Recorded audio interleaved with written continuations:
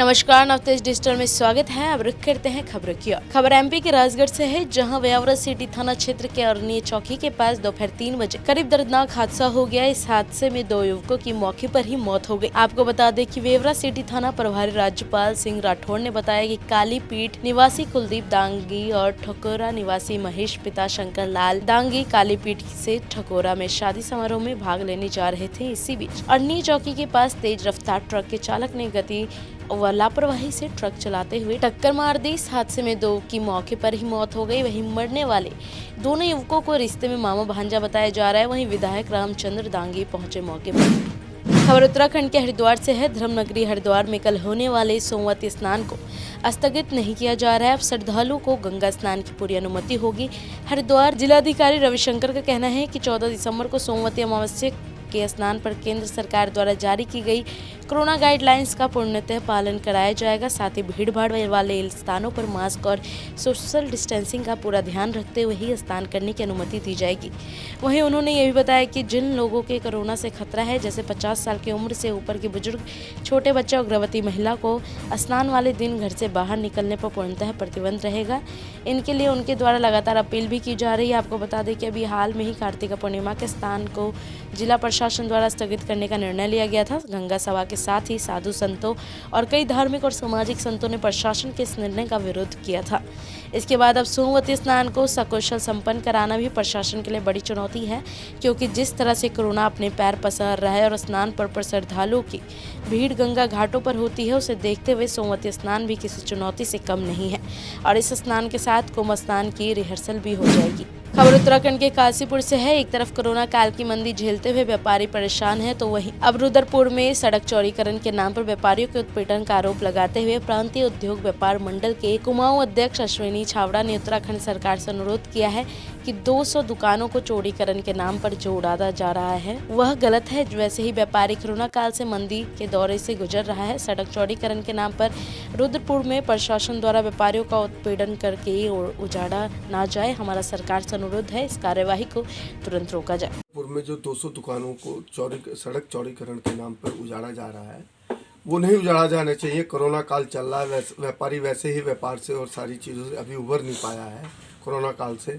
इसलिए हमारा सरकार से अनुरोध है कि उन्हें वहाँ पर सड़क तो वैसे ऑलरेडी काफ़ी चौड़ी है, वहाँ चौड़ीकरण के नाम पे व्यापारियों को उत्पीड़न करके उनको उजाड़ा ना जाए।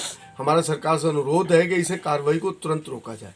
और एक व्यापारी के लिए पूरे जीवन अपना संघर्ष करके दिन और रात, सुबह 8 बजे से लेकर रात के 8, 9, 10 बजे तक इतनी मेहनत करके वो पूरे जीवन में एक दुकान बनाता है। खबर पंजाब के पठानकोट से है। पिछले कुछ दिनों से पहाड़ों में हो रही बर्फबारी के असर अब मैदानी इलाकों में भी देखने को मिल रहा है, जिसके चलते बरसात की वजह से जहां तापमान में गिरावट हुई है, वहीं अब जिले में कोहरे की सफेद चादर बिछती हुई नजर आ रही है।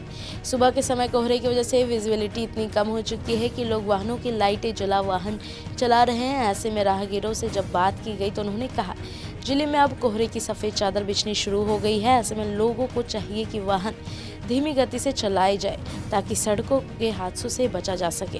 रोज़ की तरह मतलब जिस तरह हर रोज़ धुप्प चढ़ रही है तो अज धुंध पै गई है, तो इस कारण ठंड जी है बहुत ज़्यादा हो गई है, तो जिस कारण अपना धुंध भी ज़्यादा पै रही है। तो पहली ठंड पई आ, धुंध काफ़ी पई आ, इस साल की पहली धुंध पई आ। और मेरी खबर पंजाब के पठानकोट से है। पठानकोट के तारगढ़ पुलिस स्टेशन में नाबालिग लड़की को शादी का झांसा देकर भगाने का मामला सामने आया है। पुलिस द्वारा कुछ ही घंटों में आरोपियों को किया गया गिरफ्तार। आरोपियों से नाबालिग लड़की बरामद हुई। पुलिस द्वारा मामला दर्ज कर आगे की कार्रवाई शुरू की गई। खबर यूपी के अलीगढ़ से है, जहां सासनी गेट इलाके के महेंद्र नगर में नगर निगम द्वारा सीवर की खुदाई चल रही थी, जो एक बाइक सवार डॉक्टर का काल बन गया। दरअसल कटरा स्टूड निवासी राजीव गुप्ता अपने परिवार के लिए दूध लेने हेतु महेंद्र नगर से गुजर रहे थे, जहां नगर निगम द्वारा सीवर की खुदाई चल रही थी। पूरी सड़क पर सीवर की पाइपलाइन व मिट्टी का आवार लगा हुआ है, जिसकी वजह से बाइक सीवर लाइन के गड्ढे में गिरने के बाद डॉक्टर की मौत हो गई। ये जल निगम द्वारा एक पाइपलाइन का कार्य कराया जा रहा है और उसको लेकर खुदाई की गई थी सड़क में, जिसमें सुबह एक उनका नाम क्या था, राजीव कुमार गुप्ता जी दूध लेने के लिए आए हुए थे यहाँ पे डेयरी पर, और मोटरसाइकिल से उनकी मोटरसाइकिल स्लिप करने की वजह से उनके सिर में गंभीर चोट आई और अस्पताल ले जाते समय उनकी डॉक्टरों ने उन्हें मृत घोषित कर दिया। खबर यूपी के मुरादाबाद से है, जहां कुंदरकी नगर के श्रवण कुमार की कहानी सभी की जुबान पर है। 12 साल का अमन 6 साल की उम्र में ही अपने परिवार का पालन पोषण कर रहा है।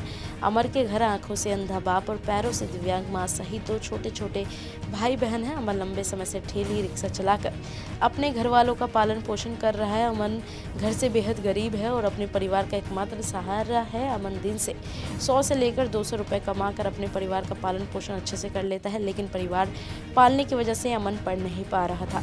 अखबारों और सोशल मीडिया के माध्यम से अमन की कहानी जब उत्तर प्रदेश के मुख्यमंत्री योगी तक पहुंची तो उन्होंने इस पूरे मामले का संज्ञान लेते हुए उसे तुरंत सरकारी मदद पहुंचाने के लिए मुरादाबाद के अधिकारियों को निर्देशित कर दिया। मुख्यमंत्री के आदेश के बाद जिले के आला अधिकारियों ने गरीब निर्धन दिव्यांगजनों के लिए प्रदेश भर में चलाई जा रही योजना के अंतर्गत तमाम तरह के लाभ अमन के परिवार को दिलाए और साथ ही अमन और उसके भाई बहन को सरकारी स्कूल में दाखिल भी दिला दिया। खबर यूपी के सिद्धार्थनगर से है। किसान आंदोलन के समर्थन में रविवार को जनपद के विभिन्न स्थानों से समाजवादी पार्टी के कार्यकर्ताओं द्वारा रैली निकाली गई। हालांकि इस दौरान पुलिस प्रशासन काफी सतर्क रही और विरोध प्रदर्शन को लंबा नहीं खींचने दिया और शुरू होते ही इस प्रदर्शन को बंद करवा दिया। इसी क्रम में सिद्धार्थनगर से समाजवादी पार्टी के जिला अध्यक्ष लालजी यादव और सपा महिला प्रकोष्ठ जिला अध्यक्ष चमन आरा रायनी की अगुवाई में वर्तमान नगर अध्यक्ष मोहम्मद इदरिस उर्फ पटवारी के आवास के किसान आंदोलन के समर्थन में एक मार्च निकाला गया, जो उपनगर नरकटा के देवारियापुर चौराहे तक पहुंचने पर बासी पुलिस द्वारा बलपूर्वक मार्च को बंद करवाया गया और लोगों को चेतावनी देकर छोड़ दिया गया। हालांकि इस प्रदर्शन में लोगों की संख्या कम ही रही, लेकिन फिर भी इन लोगों के बीच कोरोना महामारी को लेकर कोई सतर्कता नहीं दिखी।